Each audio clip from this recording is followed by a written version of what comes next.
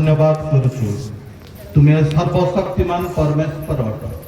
तुम्हें असंभव को संभव करवा परमेश्वर, असाध्य को साध्य करवा परमेश्वर, नथिबा वस्तु को थिबा परि डाकिबा परमेश्वर, शून्य को परिपूर्ण करवा परमेश्वर, दुख को सुख रे परिणत करवा परमेश्वर, अभिशाप को आशीर्वाद रे परिणत करवा परमेश्वर, तुम्हें परिस्थिति को उलटाई पकेबा परमेश्वर।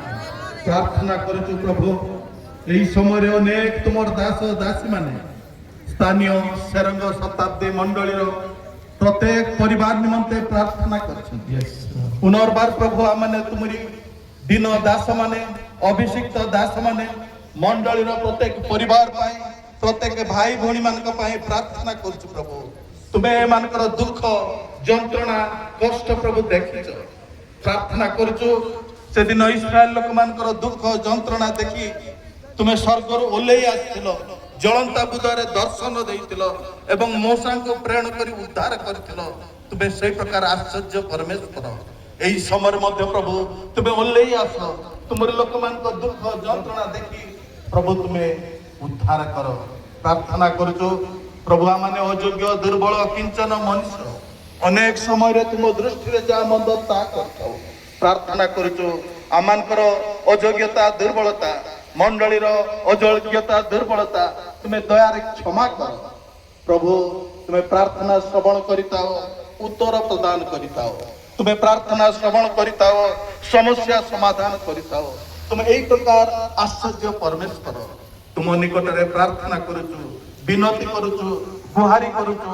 स्थानीय सरंग मंडल तुमर पाद तले समर्पण करी प्रार्थना करुछु प्रभु।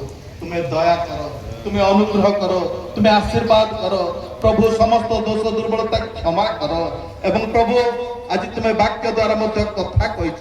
तुम्हें जाको प्रेम करिथाओ ताको शासन करिथाओ प्रभु।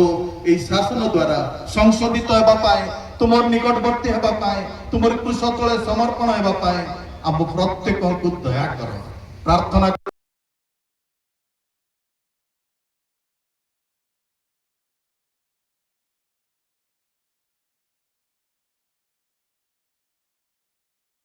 उपस्थिति बर्तु एवं तुमरी स्वर्गीय शांति आनंद प्रदान करो।